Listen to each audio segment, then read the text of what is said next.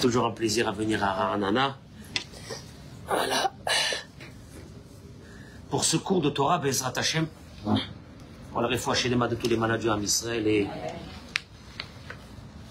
la protection de nos chayalim.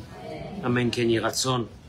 Je remercie le Rav Pinto de nous recevoir comme ça une fois par mois dans cet endroit et pour moi c'est important de venir aussi. Toda Rabba. Merci beaucoup.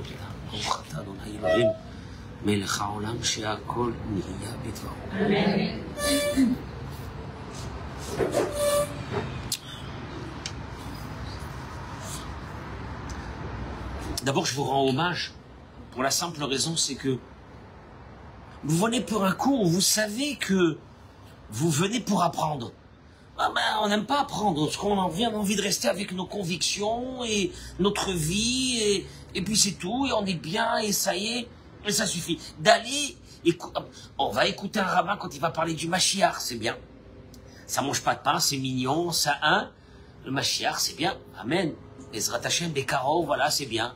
Il nous a parlé du Mashiach, ou il nous a parlé de ça. Mais pour venir écouter quelqu'un qui va vous dire, regardez, il y a des choses qu'il faut qu'on arrange, il y a des choses qu'il faut qu'on travaille, il y a des choses qu'il faut qu'on règle, mais c'est pas tout le monde qui a envie d'écouter. Je vous dis la vérité, c'est pas tout le monde qui a envie. Sauf, moi, je vais vous dire une chose, je pars d'un principe, que si moi, il y a 30, 40 ans, j'avais écouté des cours où on m'expliquait exactement comment on devait faire, beaucoup d'erreurs que j'ai fait, j'aurais pas fait. Donc, si aujourd'hui je peux faire ce genre de cours, qui sont des cours où je me remets en question moi-même au moment où c'est que je parle. Je ne parle pas pour vous, je parle pour moi aussi. Donc on est tous ensemble et on apprend la même chose. J'ai pas de jugement sur les êtres humains. J'aime les êtres humains profondément. Et au contraire, si je les aimais pas, je leur parle pas. Je leur dis rien. Je leur dis que tout va bien. Baruch Hashem, tout va bien. Il y a des gens, vous les voyez, ils sont en train de se noyer. Ils te disent, j'adore, c'est beau. Et tout va bien. Oui, amen. Mais bon, hein, amen, ça va, mais c'est pas ça. On a besoin d'apprendre, on a besoin de savoir, on a besoin... Et toutes ces petites indications que vous apprenez et qu'on va apprendre au fil du temps vont nous permettre d'arriver peut-être, Bezrat Hashem, à une chose qui s'appelle la religion. Elle a un autre nom, que beaucoup de personnes ne veulent pas écouter. L'équilibre. Il n'y a pas de religion. La religion n'existe pas. La religion n'existe pas, c'est un mot qui veut rien dire.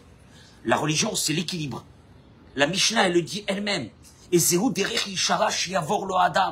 quoi le chemin d'équilibre? C'est nos sages, Rabbi Shimon Bar Yochai, Rabbi Akiva, Rabbi Tarfon, ils se sont posés un matin, ils ont dit, c'est quoi le chemin qu'un être humain doit prendre dans sa vie pour être équilibré? Et Zehu derech Yeshara Shiyavor, mi Mishnah, dans Pirkei Avot, Shiyavor lo Adam.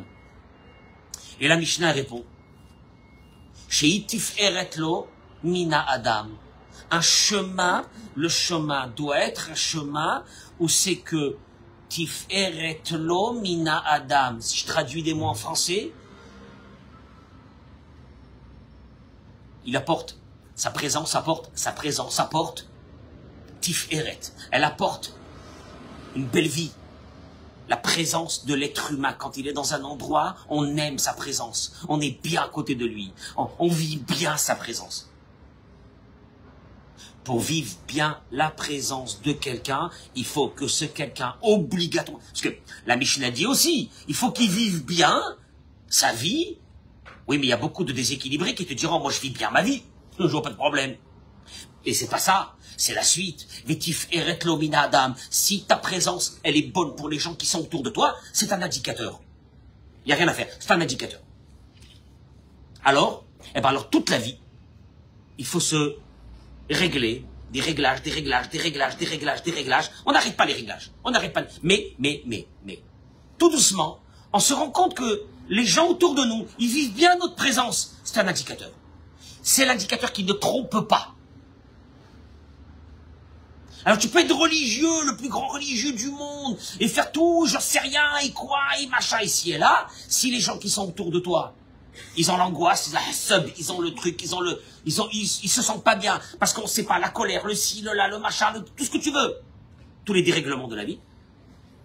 Et ça, la Torah, elle a appelé ça la religion. C'est ça la religion. Avodat Hashem. Mais si là, Tisharim, il dit, un être humain est venu dans ce monde pour travailler son caractère.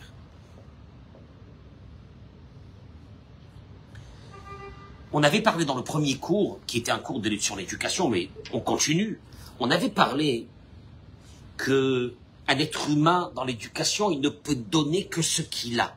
Si mes souvenirs sont bons. On ne peut donner que ce qu'on a.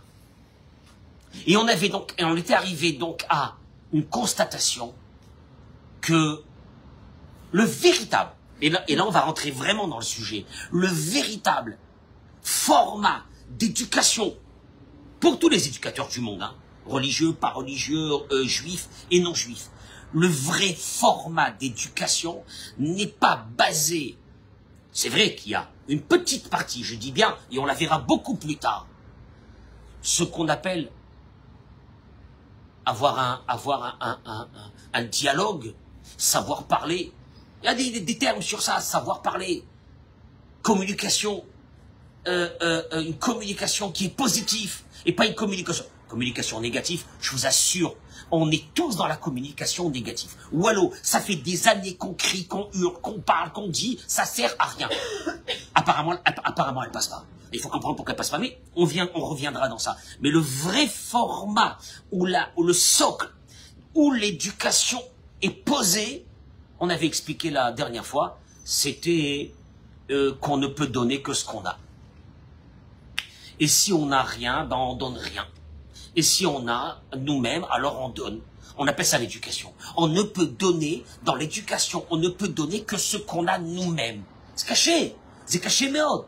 C'est caché, mode, parce qu'en vérité, tu te rends compte d'une chose, c'est que tes enfants, c'est le miroir de ce que tu es. Maintenant, toi, tu as essayé pendant des années de te cacher, de te voiler, de te trouver des... Bien sûr, la Gemara dit que Adam Karov et Tzelatzmo, l'homme, il est très proche de lui-même. Il est bon avec soi-même, il trouve des raisons pourquoi il est comme ça, il s'explique, il trouve des bonnes choses. C'est normal parce que l'homme, il est proche de soi-même. Avalzelosé, la preuve, c'est quoi? Moi, je le vois tout de suite. Je peux vous dire, je le vois dans ma communauté, je le vois. On a beaucoup d'adolescents. Et je vois les parents. Des fois, je me dis, c'est fatigant. La vérité, c'est fatigant. Pourquoi il lui parle comme ça? Pourquoi il se conduit comme ça? Il devrait faire attention. Il y a son fils qui le regarde. Il y a ça, il y a ça. Tu vois des choses qui sont importantes. Et c'est dommage. C'est dommage. Parce qu'en vérité, la vraie réussite dans notre vie, c'est nos enfants. On n'a pas d'autre réussite. Je suis désolé, hein. Moi, j'essaie de chercher dans ma vie qu'il y a encore d'autres réussites. L'argent, le ci, le là, le Shem Tov, le pouvoir. Shtouyot ve'avalim. Shtouyot. Je peux vous dire, c'est des bêtises. La seule réussite, c'est nos enfants. C'est du travail. C'est du travail. C'est une remise en question de soi-même. La première personne qui a découvert ça, et donc la Gemara le ramène. Je voudrais vous le dire avant de commencer ce cours. Michelet. Qui c'est qui a écrit le livre de Michelet? Oui. Je sais pas comment on dit en français Michelet, c'est des proverbes. Peut-être les proverbes, je crois. Michelet. Shlomo Amelech. Shlomo Amelech, c'est lui qui a construit le Beth Amikdash. Le fils de David Amelech. Il a écrit un livre extraordinaire qui s'appelle Michelet. Dans ce livre-là, il ramène un verset. Divrei Lemuel Melech. C'est un verset c'est énorme. Divrei Lemuel. Ce sont les paroles de Lemuel. Alors, il s'est fait appeler lui-même Lemuel. Bon, le Ralbag, qui est un des grands commentateurs, il dit, pourquoi il s'est fait appeler Lemuel? Shiwaya lakel Melech ki Hashem meshacho. Lemuel, c'est une contraction de deux mots, de Melech et de Dieu. Pour dire que il a été nommé par Dieu en tant que roi. Mais c'est d'ailleurs. Ce sont les paroles, donc il parle de lui-même, il dit, voilà les paroles que je vais dire. Melech Massa, Asher Yisarto Imo. Voici les paroles que sa mère lui a dit quand elle lui a fait des remontrances. En deux mots, il est en train de dire, ma mère, elle m'est tombée dessus un jour, et voilà ce qu'elle m'a dit. Voilà, c'est à peu près ça. Shlomo Amelech. Rashi ramène, il dit, ça s'est passé quand? Que sa mère, elle lui est tombée dessus. Shlomo Amelech. Il a écrit le livre qui s'appelle Shirachirim. Asher li Shlomo, c'est la plus grande. C'est tous les secrets de la Kabbale. Shlomo Amelech, c'était l'homme le plus intelligent du monde. Il a été oint par Dieu. Il a reçu de sa mère, elle l'a massacré. Mais vraiment, regardez. Massa Asher Sarto Imo. Voici les paroles que sa mère, c'était qui sa mère? Bathsheba. Bathsheba, la fameuse Bathsheba, la femme de David Amelech. Quand est-ce que ça s'est passé d'abord quand? Kshitraten in bat Rashi. Kshitraten in bat Paro beyom Chanoukat bet Hamikdash. Le jour de l'inauguration du temple qui a été une journée extraordinaire, fabuleuse, ce jour-là même, où l'Esprit de Dieu va descendre dans ce Beth Amikdash, il s'est marié avec la fille de Paro. Une des filles de Pharaon. À l'époque, Shlomo HaMelech se mariait avec beaucoup de femmes pour avoir avec ça des relations avec les pays qui étaient autour. C'était plutôt politique qu'autre chose. Et alors, bon, il s'est marié avec elle, Mazal Tov. V'ichnisa lo kol lo kama mine klizemer. Venior kol halayla, le malheureux. Elle lui a fait de la musique. Elle a mis des orchestres, parce que c'était le jour de son mariage. Et Shlomo HaMelech, il n'a pas dormi toute la nuit. Miskin, il n'a pas dormi, c'est ce qu'il dit Rashi. Venior kol halayla, il est resté réveillé toute la nuit. Et alors, Veyashan le machorad adarba shaot. Et il s'est pas levé le matin. Baruch Hashem, ce matin, il y a des gens qui sont venus à la synagogue, ils m'ont dégoûté de la vie, dégoûté de la vie. Je suis resté devant sa chambre 1 heure. Je lui ai crié, j'ai menacé, j'ai parlé, il veut pas se lever. Bon. Mais c'est voilà. Ça, il a dormi. Et alors, qu'est-ce qu'il y a? Mais qui dort? Où est le problème?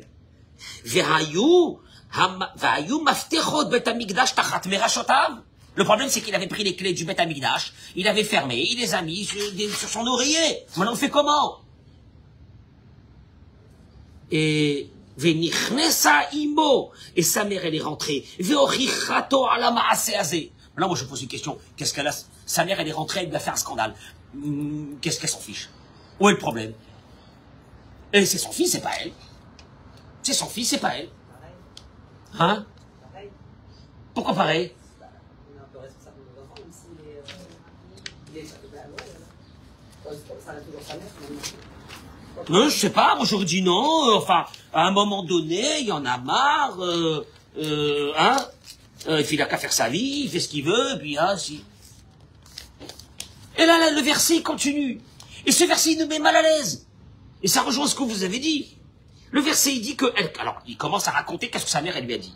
Ma Béri, qu'est-ce qu'il y a avec toi, mon fils? Qu'est-ce que tu m'as fait? Ma Barbitni. Les mots de Rashi, hein. Ma Béri. Béri, en araméen, c'est Bar. C'est un fils. Ma Béri, qu'est-ce que tu m'as fait, mon fils? Qu'est-ce que tu fais, mon fils? Ma Barbitni. Qu'est-ce que tu fais? Le fils que j'ai fait sortir de mes entrailles. Traduction des mots Rachidi. Mazot asita. Vigatashata beni velo benavir. Pourquoi tu as dit à tout le monde que tu étais le fils de Bathsheba? Il fallait pas. Maman, qu'est-ce que tu veux? Alors je suis le fils de qui? Et là, il lui dit quelque chose, tu tombes par terre. Et là, quand tu arrives à ça, tu te dis, enfin voilà, tu finis avec l'éducation. Elle lui dit, pourquoi tu as dit que tu étais mon fils? Tout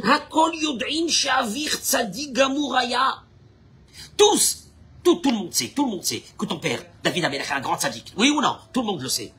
Et alors, et si toi tu te conduis comme ça, t'es un rachat, et tu te lèves pas le matin, et que tu fais n'importe quoi, Yomrou, ils diront, Imo Garmalo, c'est à cause de sa mère. Voilà.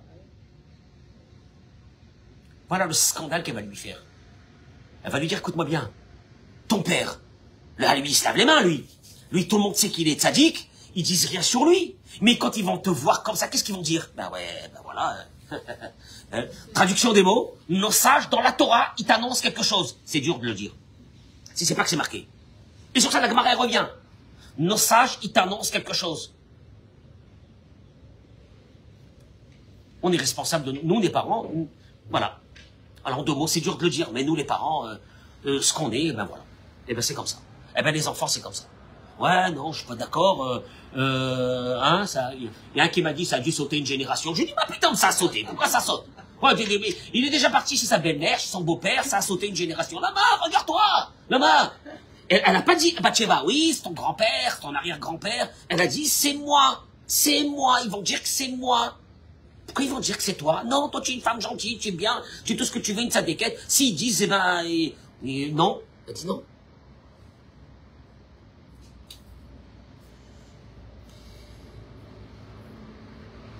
Entre des fous de ça, il dit le Rav. Il y a une erreur qu'on a tous fait dans notre vie. Beaucoup de personnes, quand on parle de l'éducation, tout de suite, ils ont une image que philosophie, il faut faire des études sur l'éducation, il faut apprendre beaucoup sur l'éducation, être un grand éducateur, etc. Et ces personnes, ils se trompent. Et de là sortira une constatation qu'apparemment pour éduquer des enfants bien, il faut avoir fait des études, il faut avoir, je veux dire que quelqu'un qui a jamais lu, qui sait rien faire, qui n'a jamais ouvert un livre, je suis pas sûr qu'il pourra éduquer ses enfants comme il le faut. Il dit c'est une erreur. Azma, Ella Aikar ou Adugma Haishit Sheayeled Mekabel Mehorav. Il n'y a rien à faire. Il n'y a rien à faire. Il n'y a rien à faire. En deux mots, moi je le dis aux jeunes. Si vous vous mariez, c'est brûlant. Si vous-même, vous n'êtes pas éduqué, et il dit une chose, Hadugma Haishit. L'enfant est éduqué que par une chose. Oui, après il y a des petits réglages, il faut que tu lui parles, il y a des fois des confrontations, il y a des fois des discussions, il y a des fois des débats, etc. Mais ça c'est encore autre chose. Mais le socle, un enfant est éduqué par la dougma, comment on dit dougma ici? L'exemplarité, il n'y a rien à faire. En deux mots, si tu ne te sens pas exemplaire, je te donne un conseil. Peut-être il vaudrait mieux de ne pas avoir d'enfant. Oh là là, pourquoi vous dites une chose pareille? Chasvé shalom. Si Dieu veut, tu as ce coup le type, il devient encore religieux. Si Dieu veut, avec la Be'ezrat Hashem. Oui, mais bien sûr, Be'ezrat Hashem, toujours Be'ezrat Hashem, chasvé shalom. Tout c'est avec Akadosh Baruch Hu. Mais Akadosh Baruch Hu te dit à mon pote, il y a ta part. Il y a ta part, il n'y a rien à faire, il y a ta part. Elle nous l'a dit, Bathsheba, que les gens ils vont dire c'est à cause d'elle. Il y a sa part, il n'y a rien à faire.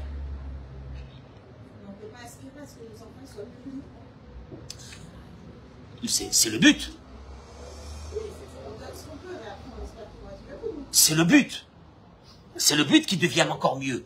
Mais encore une fois, comment ça va être que eux, ils feront mieux que nous. Et aussi, ils auront leur propre travail. Comme je dis à tout le monde, on vient avec les défauts et les qualités de nos parents. Baruch Hashem, on a reçu des qualités de nos parents extraordinaires. Jusqu'à 120 ans, on a reçu des qualités extraordinaires de nos parents. Mais on a reçu aussi.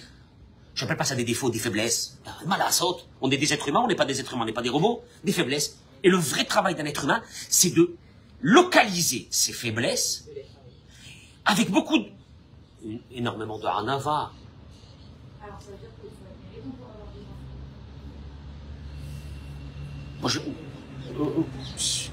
enfants. Tu vas appeler ça méritant, Moi, j'appelle ça une vraie remise en question. Moi, je fais ça l'éducation. Comment on sait qu'on est l'exemple? Non, on ne peut pas dire je suis l'exemple avec ses enfants. C'est en fait la chaîne qui nous envoie. Est-ce que tu as des enfants? C'est quoi ici? Être l'exemple. Il faut se travailler sur ce point. Il y a des parents qui ont des enfants et qui ne sont pas. Mais c'est pas juger. Non. Le débat il est pas de juger. Le débat il est, c'est qu'après que tu fais des cours comme ça, Madame Mamou, c'est ça. Voilà, je la tutoie parce que Madame Mamou elle était avec moi longtemps. Ok. Pas seulement que tu vois des fois en vérité, je vais te dire une chose. Quand tu vois des personnes très gentilles, bien, mais des gens avec un bon cœur, tout ce que tu veux, mais qui n'ont pas, moi je les appelle, c'est pas un mot chasvé shalom dégradant, ils sont pas terminés. Hein? Voilà. Et peut-être que nous, Mérila, et revenons à nous. Peut-être que nous, on n'est pas terminés dans certaines choses. Et que Bémet, il faut qu'on apprenne. Le problème, c'est que la route, si les parents sont bien, ils donnent l'éducation de... Les enfants prennent les mêmes problèmes, et eux, ils vont les transmettre à leurs enfants. Et à un moment donné, comme il dit le rabbi, il dit à un moment donné, il faut savoir arrêter la roue. Oui, c'est d'air. Elle m'a la saute. arrêter la roue pour essayer de comprendre des choses. Mais peut-être je vais arriver à un point qui est très important ici dans tout ce qu'on va dire. Il dit, un enfant, ce qu'il voit dans le quotidien à la maison, c'est ce qui va être imprégné, qui va rentrer à l'intérieur de son âme, de son ADN, il n'y a rien à faire. Et c'est comme ça qu'il va se conduire. La reine, c'est Masbir d'avoir chez Matsu, chez et il dit, et en vérité, c'est la réalité. Qu'on voit que quoi? Beaucoup de personnes, très simples, peut-être même, ils n'ont pas fait d'études, ils n'ont rien fait, ils n'ont pas appris, ils n'ont pas étudié 10 bouquins sur l'éducation. Parce que étudier 10 bouquins sur l'éducation, ça ne sert à rien. C'est important, c'est bien, mais ça ne sert à rien. Un enfant ne va pas s'éduquer par mes 10 bouquins que j'ai appris. Un enfant va s'éduquer par mon quotidien. Et là, il te dit, tu vois des personnes qui n'ont rien appris et qui ont des enfants en or, des midotovo, du chesed, de la bonté, ils savent se contrôler, ils savent parler, ils se mettent pas en colère, etc. Mais ma quand t'as lui, donc ça, l'exemplarité à la maison. Arrêtez d'avoir Baruch Shorim, il dit que, on l'a vu malheureusement, des personnes qui soi-disant ils avaient fait des études, mais dans leur propre foyer, ils ne se conduisaient pas comme ce qu'ils montraient dehors. Ça, c'est bizarre. Moi, j'ai toujours... Mais là, je fais une petite parenthèse. J'ai toujours l'habitude de dire. Je ne sais pas si c'est vrai. C'est une chose qui est pour moi. Je ne sais pas si c'est vrai. J'ai pas des certitudes dans ce que je dis. Je réfléchis. Vous allez réfléchir vous aussi avec moi. Mais combien de fois, quand j'ai voulu connaître quelqu'un, j'ai regardé ses enfants. Parce qu'en vérité, les enfants, ils reflètent la personne. Ils reflètent l'identité profonde de la personne. Profonde. Ce qui est à l'intérieur vraiment. Ce qui est à l'intérieur. Pas ce que tu montres. Pas les façades. Moi, j'ai toujours dit, combien de fois, j'ai dit à quelqu'un, il m'a dit, voilà, il y a ce rabbin. J'ai dit, regarde, quand tu vois l'éducation de tous les enfants, pas un seul, Chasvé Shalom, des fois ça peut arriver qu'il y a un enfant qui sort, que tu sais pas pourquoi Kadosh Baruch Hu, il a fait comme ça. Il y a pas de règle. Mais quand tu vois toute la famille ou tous les enfants, je dis la vérité, j'ai pas envie d'écouter ce rabbin. C'est dur hein, de le dire. Mais j'ai pas envie d'écouter. Pourquoi? Parce que je suis désolé. Nachon, Esav, Nachon. Oui, Bevadaï. Mais j'ai précisé, quand tu vois Chasvé Shalom, que la famille, ça va pas, dans son ensemble, il y a un vrai problème. Qu'il y a un enfant qui sort différent, c'est machou acher. Oui. Et Shaoul Amelech est un grand sadique, qu'est-ce qu'il a? Pas Shaoul, c'est Shlomo, ça c'est Shlomo. Ah, d'accord. Eh ben, Mechila, eh ben, lui-même, il le dit, voilà ce que ma mère, elle m'a dit.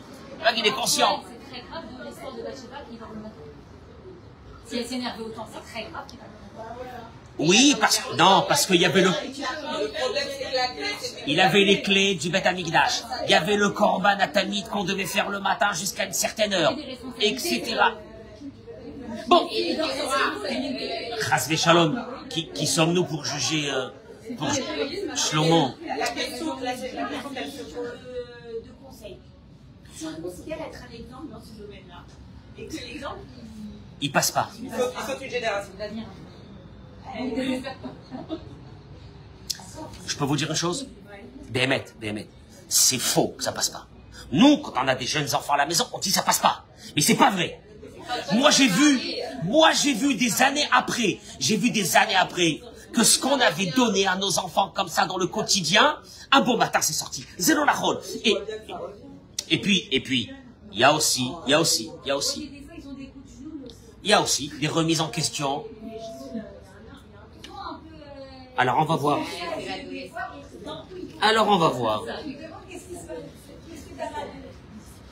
C'est marrant la Bible parce qu'on dit quand on se marie, on veut voir les parents. Alors on voit les parents, on voit les enfants. Des deux côtés. C'est les enfants sont les miroirs des parents. Et les parents, c'est aussi. Mais malasot. Ayom les tsa'arenu. Je vais vers l'idée. Mesdames, si vous me le permettez. Ayom les tsa'arenu. Aujourd'hui, il dit le Rav. Il y a comme un truc qui est sorti comme ça, maintenant une conception qu'on a. d'envoyer les enfants à l'école. Et pour nous, on est sûr que c'est l'école qui va donner l'éducation. Oui, ben s'ils sont comme ça, c'est aussi qu'à l'école, ils apprennent rien, et je comprends pas, et comment il a pu parler comme ça alors que je l'ai mis dans une bonne école, etc. Je vais vous dire une chose. L'école, dans l'idée globale, l'école donne du savoir. L'école, en principe, je dis bien en principe, on va le voir quand même, oui, un peu, mais l'école, en principe, n'éduque pas. L'école apprend, mais l'école n'éduque pas. Il dit, il y a beaucoup de parents, ils prennent leurs enfants, ils payent les bonnes écoles, ils les mettent dans des bonnes écoles, et il dit, il dit, c'est vrai, mais il dit, malheureusement, c'est pas ça. C'est vrai que d'un côté, l'enseignant a une obligation de faire passer aux enfants tous les tranim, ça veut dire tous les fonctionnements de la vie qu'il peut lui donner.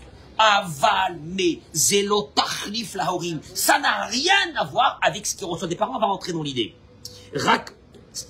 C'est une aide, ça peut rajouter, l'enseignement peut rajouter, le professeur il peut rajouter, l'école elle peut rajouter, mais jamais l'école ne fait. L'éducation il est hors de question. Chez Messibot il dit, Ma'asiot haorim, apirov turudim, ikedela shivatim hailadim, ou le lamdam Torah traim bekef malé. Il dit, parce que malheureusement, pour beaucoup de parents, de passer du temps avec les enfants, pour leur apprendre cette éducation, c'est dur pour eux. Alors ils préfèrent faire entrer les enfants dans des écoles en pensant que c'est l'école qui va faire l'éducation. C'est une chose qui est très importante. L'enfance qui va recevoir de son père et de sa mère, il ne recevra pas de nulle, aucune personne dans le monde.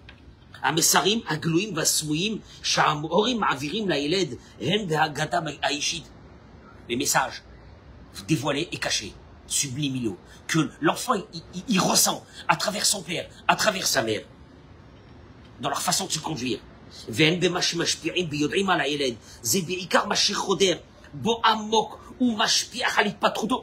ne parle même pas d'éducation, c'est encore plus grand que ça. Le Rav, il est rentré dans une histoire, dans quelque chose qui est très grave. La construction de l'âme d'une personne. La construction de l'âme d'une personne se fait à la maison avec les parents. Par le fonctionnement des parents. Quand je parle de l'âme d'une personne, ne pensez pas que c'est quelque chose de métaphysique. Il y a des gens que je les vois extraordinaires, des gens bien, tout ce qu'on veut. Leur âme, elle est éteinte. Ils n'ont aucune force dans la vie. Ils avaient des qualités, ils n'ont rien fait. Tu as l'impression de voir un corps. Et des fois, tu vois une lumière qui sort de ce corps. Il a une âme qui est forte, quelqu'un de fort, quelqu'un de positif, quelqu'un de bien avec les autres, etc. Et des fois, tu vois un corps et tu sens qu'il est éteint. Il n'y a pas de lumière. Il dit une chose. Bifrat, Shaorim, il te dit, en vérité, un enfant, quand il se réveille à la vie, qu'est-ce qu'il voit devant lui? Il voit son père et sa mère, il voit rien d'autre. Et la conduite des parents, et l'ambiance qu'ils mettent dans la maison, de là, ils ont les bases les plus importantes de la vie. Un enfant il n'y a rien à la maison, hein. On est là, papa et maman ils sont là, il n'y a rien de spécial qui se passe dans la maison, et l'enfant n'arrête pas, dans toute cette soirée, dans ce Shabbat, dans cette journée qui passe, il n'arrête pas de prendre sans arrêt des messages de la vie. Maintenant, vous, les parents, vous vaquez à vos occupations, mais vous ne vous rendez pas compte que l'enfant, il est en train de prendre de chaque petit détail, de chaque petite chose qu'il est en train de voir, il est en train de prendre pour lui. Mais il a dit, il dit en plus, c'est que les enfants se trouvent avec les parents dans des moments vraiment déterminants de la vie, que pour nous on ne donne pas de l'importance, mais c'est des moments déterminants de la vie. Par exemple, il parle au Rav, il dit le Shabbat dans une maison. Les pauvres, les enfants, dimanche matin, on les prend et on les jette dans les voitures et on les amène à l'école. Le soir, ils sont fatigués, on est fatigués, on rentre tard, ils rentrent tard, etc. Le moment le plus important, le Shabbat. Alors moi, je vous dis la vérité, je me rappelle, quand les enfants ils étaient jeunes à la maison, je préparais le Shabbat. Quand je dis je préparais le Shabbat, je préparais des Dvar Torah, pas des Dvar Torah qui prennent 3 heures et qui saoulent les enfants. Des petits Dvar Torah, une belle histoire. Zmirot Shabbat. Enchanté. Des chansons de Shabbat, des chansons chassidiques. Ça, on l'apprend quand les enfants sont petits. On commence à leur apprendre ça. On appelle ça l'ambiance de Shabbat. Maintenant, vous savez, un enfant qui vit dans cette ambiance de Shabbat, il a envie de faire Shabbat. Un enfant qui voit des parents assis Shabbat, tranquillement, le père, la mère, les enfants. Je me rappelle, mes enfants étaient petits, ils étaient jeunes, on était assis sur le fauteuil, sur le machin Shabbat, et sur Shabbat. Surtout qu'à l'époque, il n'y avait pas de téléphone encore, mais Shabbat, on est assis et on discute, on raconte des histoires, on met des bonbons, on met des machins. C'est une préparation. Shabbat, c'est une préparation. Après, quand tu écoutes, encore une fois, sans aucun jugement, je dis des choses comme ça. Quand tu écoutes des gens qui te disent, moi, Shabbat, tu crevais. Donc, les enfants, y a pas. Shabbat, tu crevais. 1, Shabbat, tu crevais. 2, Shabbat, je bois. 3, Shabbat, je rentre tard. 4, Shabbat, je fume pas. 5. Allez, vas-y. Allez, pose-toi la question. Maintenant, pose-toi la question. Je me rappelle que j'avais fait maintenant, ça, je me souviens qu'il y a 5-6 ans, j'avais fait une vidéo qui avait fait un balagan. C'est que j'avais dénoncé les kidouches dans les synagogues. Moi, je suis pas contre le pastis, je suis pas contre un petit verre, je suis pas contre pas du tout. Au contraire, je suis pour le kiff. Mais que j'avais dénoncé, ces parents qui revenaient à la maison fracassés et qui détruisaient tout dans la maison. Et qu'un beau matin, ils se comprenaient pas pourquoi leurs enfants ne voulaient plus garder Shabbat. C'est bizarre.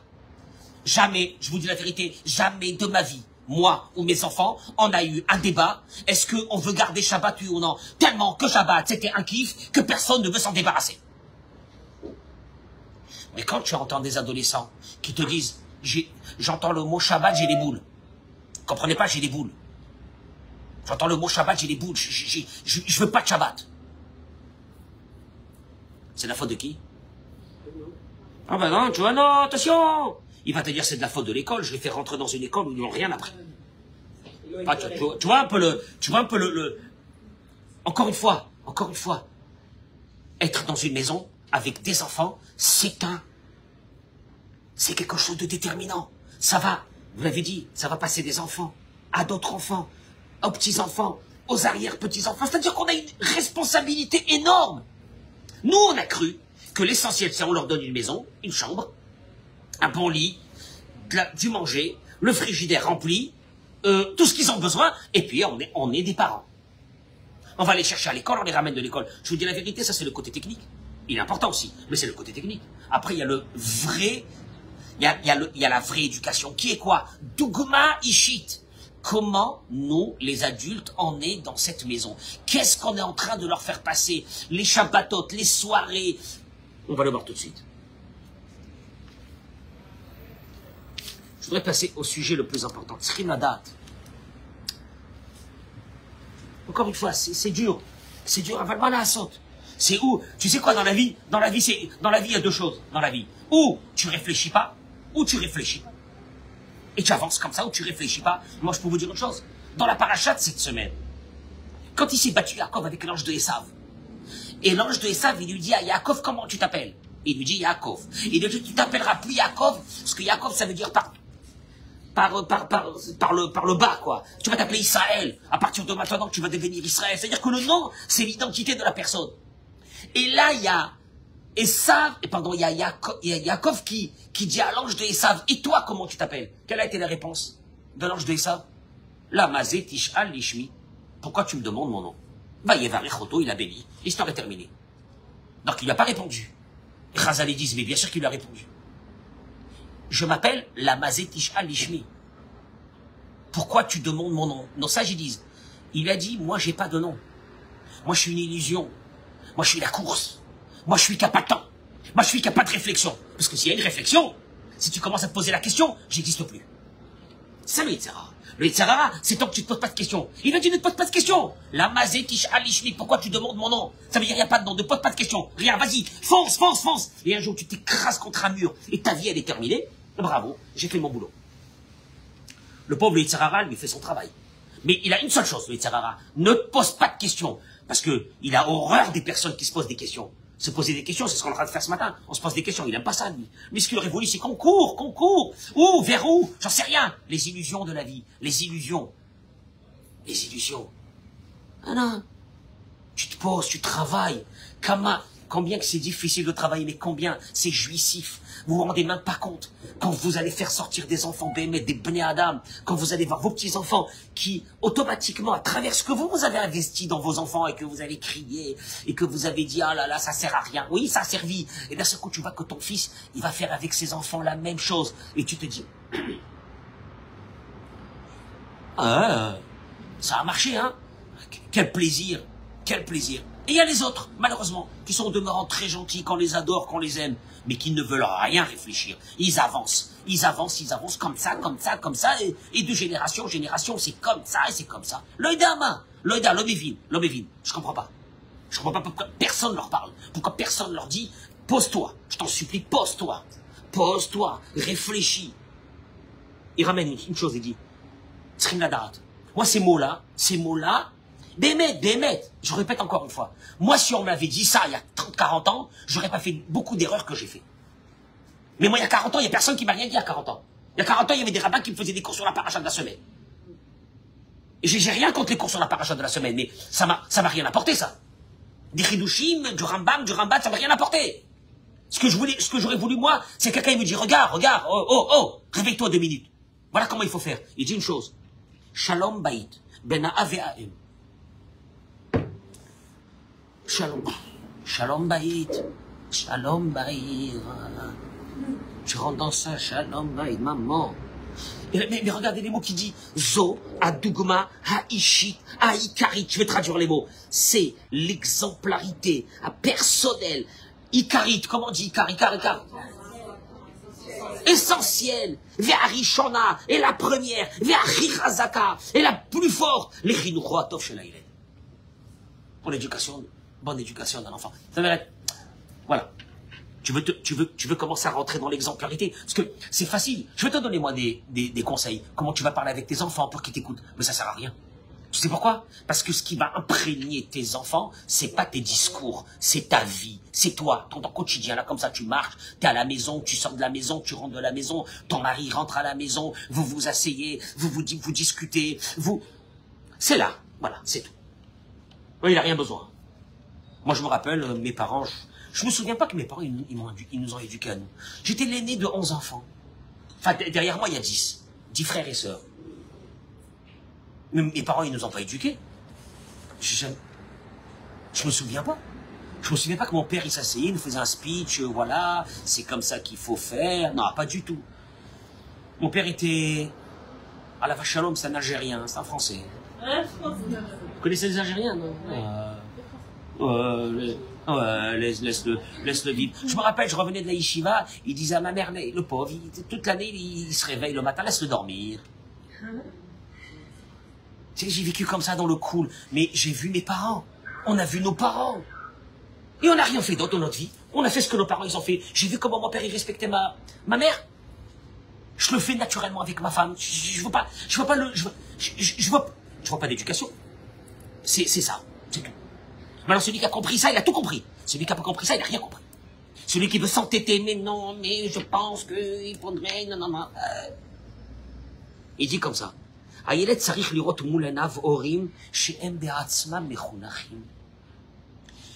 Un enfant doit obligatoirement voir devant lui des parents éduqués. C'est quoi des parents éduqués? Toi tu entends le mot des parents éduqués. Tu t'imagines des parents qui ont fait plusieurs années de fac, qu'ils ont fait Sciences Po, qu'ils ont fait, je sais pas, des trucs, et voilà. Non,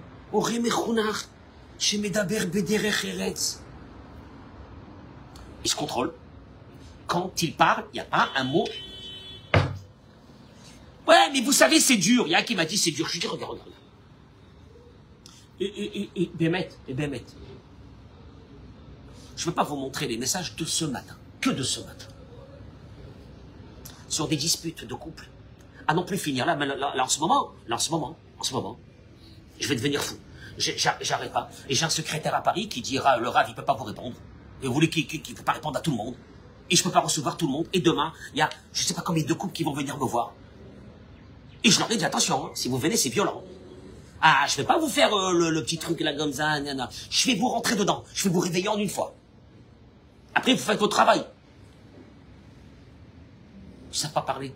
Des référettes. Alors il me dit, ah, oui, mais c'est difficile. Okay. Avec tes copains à la synagogue, comment tu parles? Bien. Avec tes collègues au boulot? Bien. J'ai pas compris. Et je le dis aux hommes et aux femmes, hein. Aux hommes et aux femmes. Bakar, hein. J'ai pas compris. J'ai pas compris. Est-ce qu'un mariage voulait dire qu'on était obligé de rester avec l'autre toute une vie? Non. Un mariage, Bechila. Un mariage, c'est une association de deux associés. Il faut que les deux soient heureux. Il faut que les deux trouvent leur compte. Et sinon, ben, c'est pas un mariage. Alors, je comprends pas comment un homme, il peut pas faire kavod à sa femme et comment une femme ne peut pas faire kavod à son mari. Derrière. Mais ça, c'est encore une fois, il faut s'asseoir et réfléchir. Où je suis positionné dans cette histoire? C'est quoi ce couple?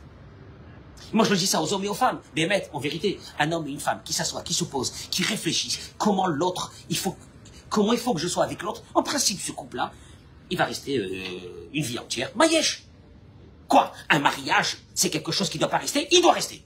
Mais il y a des conditions. C'est pas comme ça, la bonne franquette, on se marie. J'ai fait un cours hier où j'ai dit, dans ce cours que j'ai fait hier, j'ai dit aux jeunes, dans ce cours, si vous avez des disputes alors que vous êtes fiancés, c'est déjà quand ils... Parce que maintenant je reçois des coups de téléphone de personnes qui me disent, on est fiancés, c'est la guerre. J'ai pas compris, Pas compris. C'est pas compris. Alors, je leur dis, je leur ai dit hier, ne vous mariez pas. Pas de mariage. Comment il parle, celui-là? Pas de un rabbin qui dit pas de mariage. Majma, mariage. Alors, parce que j'ai des messages que de femmes qui me disent j'ai un bébé et je vais divorcer. Et que je remonte dans l'historique des messages qu'elle m'a envoyés. Et je vois qu'il y a un message qu'elle me dit quand elle était fiancée que c'était la guerre. Et que moi je lui dis, posez-vous avant de vous marier pour savoir qu'est-ce que c'est un mariage. Bon, apparemment, elle s'est mariée, elle a eu un enfant. Et là, elle m'envoie un message pour me dire qu'elle est sur le point de divorcer Asma. L'équilibre. Les enfants doivent obligatoirement voir des parents. Oui. Alors, faites écouter ça à vos maris aussi. Faites écouter ça à vos maris. Comme tu parles dehors, tu parles à la maison. Comme tu parles dehors, tu dois parler à la maison. J'ai pas compris pourquoi à la maison, à la personne que tu parles pas la même chose que celle que tu parles dehors. J'ai pas compris. Hypocrisie. Oui, parce que dehors, c'est des collègues, c'est des copains. Faut que je me fasse bien voir. Et qui dit pas yeshlecha. Ta femme, ton mari, qui sont les personnes les plus proches, qui te font le plus de bien dans la vie, qui vivent avec toi, Bezrat Hashem jusqu'à 120 ans, tu fais pas la même chose que tu fais à tes collègues de travail. Le 20. Ça, il faut le dire aux jeunes.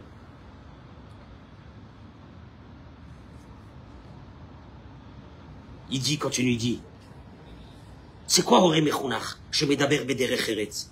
Mechabed. Respecter, on respecte. Tu dois respecter la personne qui est en face de toi comme un étranger. Ouais, bah tu vis avec elle, ça fait 10, 15 ans, 20 ans. Asma, parce que ça fait 20 ans, il n'y a pas de respect. Respect. Milim tovot. Toujours là pour dire des milim tovot. Voilà ce de quoi un enfant, il s'imprègne. Il s'imprègne quand il voit ses parents. Kavod. Regarde comment maman, elle parle. Regarde papa. Et puis il s'habitue à ça. Et puis c'est fini. C'est sa vie. Il peut pas comprendre qu'on dégrade l'autre pour parler. Non. Parce qu'il a vu toujours que le derechiretz, le kavod, milim tovot, me'oded, la personne qui est toujours là, à encourager, savlani bisman elachatz. Voilà. Après, je comprends pas pourquoi un enfant, quand il est stressé, il pète un câble. Tu sais pourquoi un enfant, quand il est stressé, il pète un câble? S'il avait été habitué à voir qu'au moment où il y a du stress, il est le matin, ils sont pas encore habillés, je dois partir, je vais à la bourse, j'ai un rendez-vous, qu'est-ce que c'est cette maison, maintenant l'enfant, lui, qu'est-ce qu'il voit? Il voit que quand on est stressé, qu'est-ce qu'on fait? On pète des câbles. Donc, Tu n'as rien dit. Tu n'as pas dit à l'enfant, hé, quand tu es stressé, tu pètes des câbles. Non, l'enfant, il a appris que quand il est stressé, il devient fou. D'où il apprend ça? Il apprend ça. Maintenant, s'il avait des parents, c'est un équilibre, c'est un travail. Ça... Comment tu fais pour faire ça? C'est un travail. C'est dur. C'est faisable. C'est faisable. Peut-être pas tout le temps, mais presque tout le temps. C'est faisable. Encore une fois, le mari et la femme. Noten ou mashpia. Quelqu'un qui est là toujours pour donner, pas pour prendre. Il donne. Il fait plaisir aux autres. Il fait plaisir. Il rentre à la maison. Qu'est-ce que tu as besoin? Qu'est-ce que tu veux? Qu'est-ce que si? Qu'est-ce que là? Il fait plaisir. Hein? Un Ben Adam, il dit le Messilat Sharim, un homme, une femme, obligatoirement à un moment donné de leur vie, doivent passer de ceux des preneurs à devenir un donneur. Un donneur. Donneur, tu donnes. Pourquoi tu donnes? Comme ça. Parce que c'est le but. Parce que c'est le but d'un être humain dans ce monde, c'est de donner. Il n'y a pas plus grande richesse que de donner. Tu aides, tu donnes. Yodé ale akshiv, il sait écouter. Ish li ishto ve'aisha le ba'ala. L'homme à sa femme, la femme à l'oé. Zéou adam mechunach. C'est ce qu'on appelle adam mechunach. Chez mechunach ga'atzmo les midot tovot. Vous voyez bien? Le chinour, midot tovot. ילדים שרואים את הכבוד ההדדי, את האהבה, את הנתינה, שההורים יודעים לעודד אחד את השני. Quand un enfant y voit des parents, que un il est là, le père il encourage maman, maman elle encourage papa, et que même quand maman elle a fait une bêtise ou papa il a fait une bêtise, l'autre ne prend pas ce moment de bêtise pour dire ah ben voilà, t'as vu, nul, il est nul.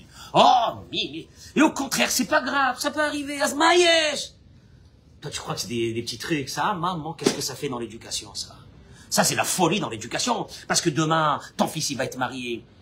Ça va être le shalom avec sa femme ou ça va être le feu? Bah, lui, il a appris à la maison que quand maman a fait une bêtise ou quand papa il fait une bêtise, qu'est-ce qu'on fait? Parce qu'on est en colère, hein. En colère. Qu'est-ce qu'on fait? T'as vu? Tu as vu? Tu as vu ou non? Tu as pas vu? Tu as vu ce que tu as fait? Tu as vu? Yeladim shiroim. Oh. Smichim. Zébazé. Quand un couple, il montre ce qu'il faut montrer. À la maison, il faut montrer. Un mari doit montrer à sa femme qu'il aime. C'est très important. Pas seulement pour le couple, mais pour l'éducation des enfants. Mechabed, maman, Mechabed. Moi, combien de fois j'ai vu des choses extraordinaires chez mes maîtres, que le vendredi soir, toute la famille se levait pour remercier la femme qui avait fait ce Shabbat. Moi, j'ai vu, j'étais une fois invité chez un de mes grands maîtres. Il avait des enfants, tout le monde s'est levé et ils ont remercié Tata Shomeya, Mazé. Qu'est-ce qu'il y a? Eh ben, je suis sûr que les enfants aujourd'hui, je vous parle de ça il y a 30-40 ans, je suis sûr que les enfants aujourd'hui, avec leurs propres enfants, ils se lèvent aussi le vendredi soir pour remercier la maman d'avoir préparé la table de Shabbat. Maïesh! Ah voilà, c'est ce qu'on appelle... Mais ça, c'est pas des discours. Il n'y a pas de discours. Donc, je vous ai dit, ne parlez pas.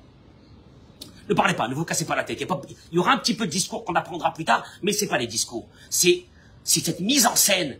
Cette mise en scène qui doit devenir, peut-être au départ c'est une mise en scène, mais qui doit devenir à la fin, un zedavar rachouv.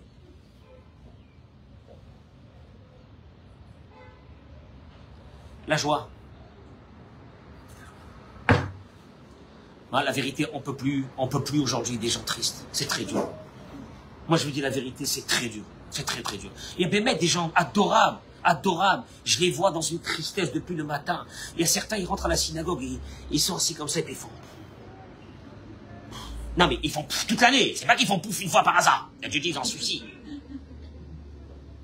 Et ce matin, je me suis approché d'un, je lui ai dit, regarde, si moi-même je rentrais moi, en tant que rabbin de la synagogue, je rentrais tous les matins avec une tête d'enterrement. Vous aurez pu me supporter, vous serez resté avec moi, non, même pas dans le rêve. Alors je lui dis, comment? Tu vois bien, la joie, Zéchinour, être dans la joie, il faut de la Imouna. Ah, il faut être dans l'effet de la Imouna. Quoi la Imouna, Baruch Hashem, cadeau d'aujourd'hui. Je lui dis à ce monsieur, quand tu vas faire la gueule, rien que je t'avertis une chose. Dieu ne nous doit strictement rien. C'est que des cadeaux. Mais rien.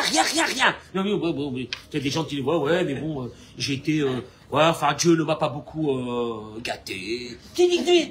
Ah, chat. Il y a des gens aussi qui refusent. Hachem Erachem.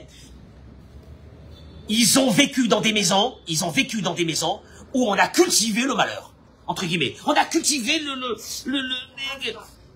ça va pas, c'est pas bien, c'est ci, c'est là, c'est Noraviayom. Le bonheur, je peux vous dire une chose, une grande chose du Chinour. Si papa et maman se lèvent le matin, à la place de hurler, de crier, on met de la musique. Ça travaille, on met de la musique. On met de la musique. Quand t'as des personnes qui te disent, je suis pas du matin, je suis pas du matin. Tu l'as dit, Alvaï, si tu n'es pas du matin. Je t'ai rencontré l'après-midi, tu n'étais pas d'après-midi aussi. Je dis, ah ça, tu n'es pas du soir, alors tu es du quand? Ouais, si vous voulez, mais bon, je trouve pas que c'est important. Et je vais te dire une chose. Nos filles et nos garçons, les attachements, on va les marier, si Dieu veut, pour ceux qui n'ont pas encore marié, leurs filles, leurs garçons. Je peux vous dire une chose. Un garçon, quand il va rencontrer une jeune fille, de quoi il va être touché? Il va être touché par sa personnalité, sa joie, sa positivité. Quand on parle de simcha, c'est ça, c'est la positivité. La positivité. Tu te lèves le matin, merci Boré Olam, Akadosh Baruch, cadeau d'aujourd'hui. Cadeau d'hier, déjà il faut que je remercie. Cadeau d'aujourd'hui qui va arriver. Et tu fais vivre dans une maison. Je précise. Malheureusement, il y a beaucoup de personnes qui pensent que d'être religieux, il faut être très triste. Moi qui viens de famille religieuse, mon père était rave et on était orthodoxe, je supporte pas ces gens. Mais là, j'arrive pas. Quand je vois, alors, oh non, parce qu'on est sérieux, on est structuré, t'es structuré dans rien, t'es enfermé. Ne me dis pas que t'es structuré, t'es enfermé, t'es structuré. La vraie structure, c'est une neshama épanouie dans un corps épanoui, une neshama, tu es bien, tu sors dehors, tu dis maman, le soleil, tu rentres, tu vois tes enfants, oh là là là là, et tu vois ton mari, ah merci que j'ai un mari, merci, oh un mari, il voit sa femme, jusqu'à 120 ans, cette femme, c'est extraordinaire. Je vous dis la vérité, jusqu'à aujourd'hui, j'ai travaillé cette positivité, ça fait très longtemps, jusqu'à aujourd'hui, ma femme, qui est au demeurant une grande cuisinière, les gâteaux et les machins et tout. Chaque fois qu'elle fait quelque chose, je dis, t'adoras pas, c'est extraordinaire, 6000 fois. Aïe. Tu l'as fait ça pour moi, me dire, arrête, ça va, ça suffit. Ah là. Mais, mec, c'est pour moi, je le fais, à Karatatov. Mais ça, c'est l'homme dit, mais Baba, comment? Rien. Comment nous on se conduit? Juste, je termine avec une chose. Il dit, et là, c'est le plus important. Et je terminerai avec ça, parce qu'il y a encore beaucoup à parler, mais on en fera encore. Des enfants qui grandissent dans une maison où il y a la paix. Il y a la paix. La paix, ça veut dire la joie. Pas la paix, ça veut dire la paix... Je peux vous dire une chose, que j'ai parlé avec des pédopsychiatres qui m'ont dit qu'il n'y a pas plus terrible pour des enfants, c'est guerre froide. Parce que vous pensez qu'ils les sentent pas, masé qu'ils les sentent. Moi, ça m'a déchiré quand il m'a dit, attention aux guerres froides. Et des fois, il vaut mieux, là, comme ça, au moins l'enfant, il voit. Quand il y a la guerre froide, il est dans une panique, il sait pas ce qui se passe. Et l'œil est amasé. Et combien de fois, moi, j'ai dit à des parents, attention, vous vous disputez, le mari va dormir dans l'autre chambre, la femme, elle va dormir dans l'autre chambre, vous savez pas ce que vous êtes en train de faire dans l'esprit de vos enfants. Vous savez pas. Vous savez pas encore. Vous savez pas. Tu te rends compte, c'est-à-dire le père, l'enfant, il voit ça. Ouais, mais qu'il a qu'à se mêler de ses affaires, c'est pas sa vie, c'est notre vie. Mais tu comprends pas que la vie d'un enfant, c'est que la vie de ses parents. Il a rien d'autre, tant qu'il est à la maison, il a rien d'autre que la vie de ses parents. Il vit à travers la vie de ses parents. Il s'imprègne de la vie de ses parents, et il sera comme ses parents. Et là, il dit une chose. Ki ka'amur, em sofgim et amidot atovot shel haorim.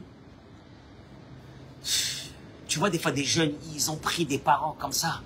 La midotovot, la bonté, la gentillesse, la joie, et toutes ces choses-là. Il dit, Yeladim, kaele, gedelim im simchat chaim v'im ratzon lichiot. Moi, je m'arrête à ce mot-là. Ils grandissent avec une volonté de vivre. J'ai pas compris. Il y a des gens qui n'ont pas la volonté de vivre. Il y a beaucoup de personnes qui n'ont pas la volonté de vivre. Ils sont là parce qu'ils doivent être là. Mais ils n'ont pas la volonté de vivre. Tu vois pas qu'ils ont la volonté de vivre, tu vois rien. Ils survivent. Il y a beaucoup, et des gens, j'ai côtoyé des gens dans beaucoup de communautés où j'ai été, des gens, ils survivaient. Il y a rien, tu vois. Et pourquoi? Parce que, encore une fois, ils avaient besoin de remplir une batterie. Ils n'ont pas cette batterie. Et pour la remplir, presque, pas Chasvé Shalom, le seul endroit, parce qu'après, ils peuvent aussi se travailler. Mais l'endroit le plus déterminant pour remplir cette batterie, c'était à la maison. Ils n'ont pas eu ça. Yeladim,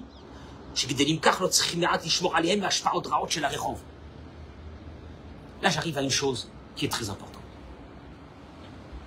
Il faut Et je répète, il faut, vous avez une obligation, que vous le voulez ou non, vous et votre mari, parce que je parle avec des dames, il faut que votre maison soit un endroit où il fait bon vivre.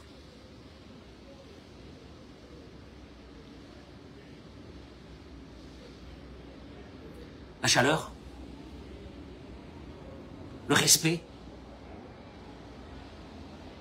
Quand ton mari te respecte, quand tu respectes ton mari, tu respectes les enfants, le respect, la chaleur, la considération.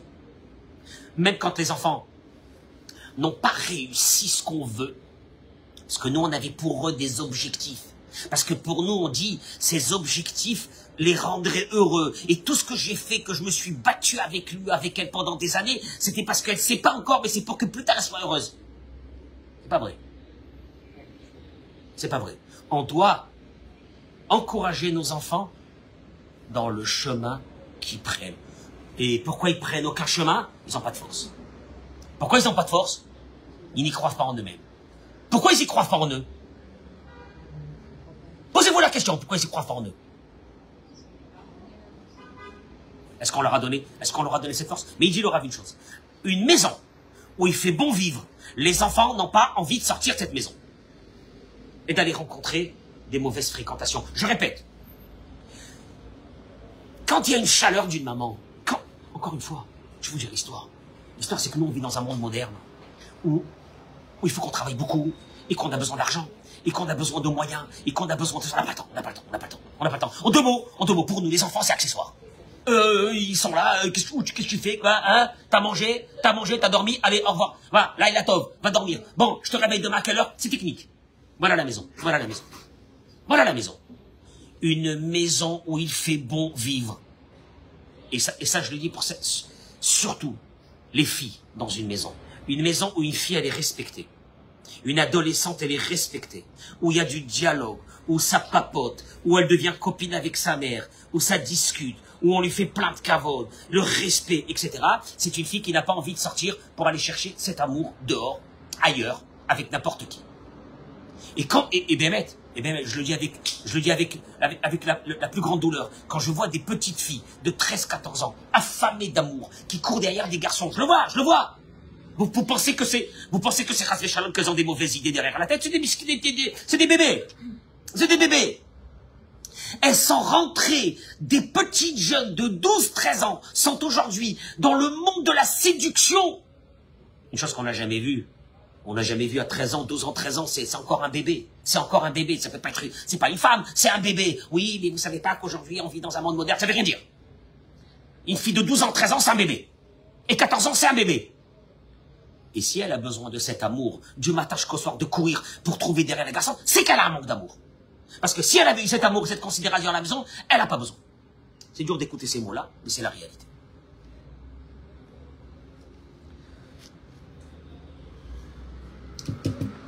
Bémet.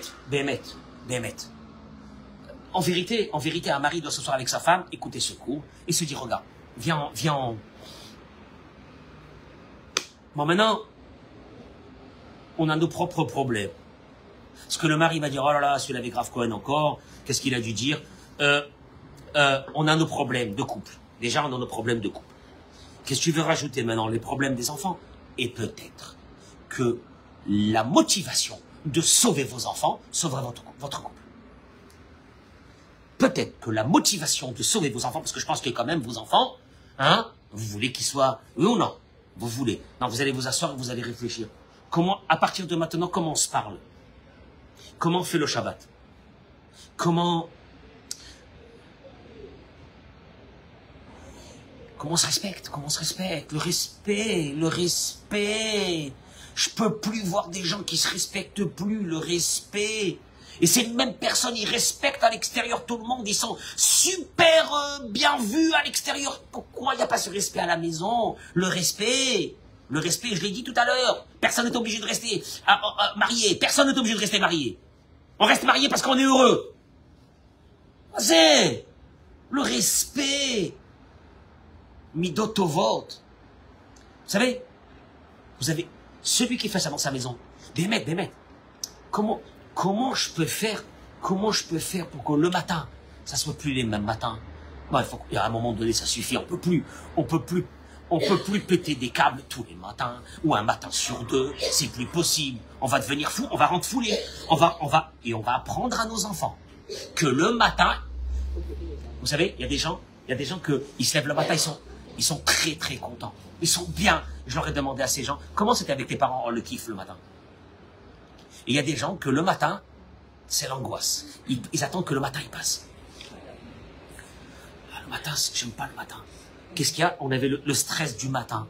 Et le matin, comment ça se passe? Comment commence la journée? Vous allez le voir plus tard. Il y a une importance extraordinaire. Comment tu commences la journée? Ça impacte. La simra, Rabbi Nachman de Breslev dit que pendant toute la journée, on a le libre arbitre sur plein de choses. Je prends ça ou je prends pas. Je me lève ou je me lève pas. Je fais ça et je fais ça. C'est le libre arbitre de la vie, de chaque instant. Je prends ma voiture ou je vais à pied, etc. Mais il dit Rabbi Nachman de Breslev, une première décision, un premier libre arbitre qui va impacter sur tous les autres libres arbitres de la journée. Est-ce que je me lève avec de la simcha le matin ou non? Est-ce que je me lève positivement le matin ou non? Et en fonction de cette décision que j'ai prise, et je vais me lever par exemple avec la simcha, toutes les autres décisions que je vais avoir dans le reste de la journée seront impactées par rapport à cette journée que j'ai commencée. Encore une fois, n'oubliez pas une chose. C'est que le Zohar, il dit que des fois notre vie dépend de nos enfants. Mapchat. Il dit le Zohar que des fois il y a des personnes que peut-être que Dieu ne veut plus leur prêter de la vie. Mais il leur donne de la vie parce qu'ils ont des enfants à faire grandir. Mach zechout gadol. On a un zechout. C'est pas, oh là là, c'est dur cette histoire-là. On a un mérite d'avoir des enfants et de les faire grandir et de les guider. N'oubliez pas une chose. C'est qu'un jour, ces enfants, ils quittent la maison. Et ils s'en vont. Et après, on n'a plus personne à la maison. C'est mon cas. Et combien qu'avec mon épouse, on se dit aïe aïe aïe. On vient de se rendre compte que les meilleurs moments qu'on avait, c'était quand on avait les enfants à la maison. Et quand je demande à ceux qui ont les enfants à la maison, ils me disent, oh là là, le jour où ils s'en vont. Oh, le jour où ils quittent cette maison, shalom aleichem. Tu vois, tu t'apprécies pas c'est un moment extraordinaire. Qu'on a les enfants à la maison, qu'on a avec nous. Faut profiter de ce moment. Ne prenez pas ça comme quelque chose de mauvais. Prenez ça comme une avoda atzmit. Prenez ça comme un travail pour nous. Et en vérité, quand on verra les déséquilibres chez nos enfants, disons-nous que c'est peut-être parce que, voilà, on n'a pas su faire. On n'est pas des gens méchants, hein. On n'a pas su faire. Et puis c'est tout. Et puis c'est pas grave. Et on va arranger, et on va évoluer, on va continuer. Hein? Il est jamais trop tard. Non, vadaï que non, chasvé shalom. Vadaï qu'il est jamais trop tard de bien faire. Et c'est très important. Et moi je dis mieux que des fois je faisais des cours sur l'éducation avec il y avait des dames qui étaient déjà Baruch Hashem, des grand-mères et tout. Elles me disent non, on vient écouter le cours. Pourquoi? Parce qu'après, on va transmettre ça à nos enfants. On veut que nos enfants apprennent, que nos enfants, ils écoutent. C'est un vrai travail. Mais encore une fois, c'est pas un travail d'éduquer les enfants, c'est un travail de ce qu'on appelle de soi-même, qui est avoda atzmit. D'abord, avoda atzmit. Et une seule chose, anava, l'humilité. Même quand les enfants sont mariés, il faut toujours veiller. Bevadaï. Et mieux j'ai cru qu'en mariant les enfants, on n'avait plus de soucis. Je me suis rendu compte que il y a quelqu'un qui m'a dit alors on termine jamais. Je dis Béji, jamais. Non, mais c'est une réalité. Jamais. Et on dit, les gens, oh, le jour que je marie mes enfants, oh là là. Venez voir chez moi à la maison si c'est comme ça que ça se passe. Et ma femme qui prend le téléphone, elle m'appelle. Qu'est-ce qu'il y a? Et le petit de celle-là, il est fait le petit. Mais c'est pas mon enfant, c'est mon petit-fils. Oui, mais tu comprends pas, il faut qu'on aille tout de suite les voir, il faut aussi. Donc ça veut dire que on est voué pour ne jamais être tranquille. Baruch Hashem. Amen. Amen. Comme il disait mon père, seul celui qu'on enterre a plus de soucis. Donc, tant qu'on a des soucis, c'est qu'on est vivant. Amen. Kenny Ratson. Sadarabah à vous.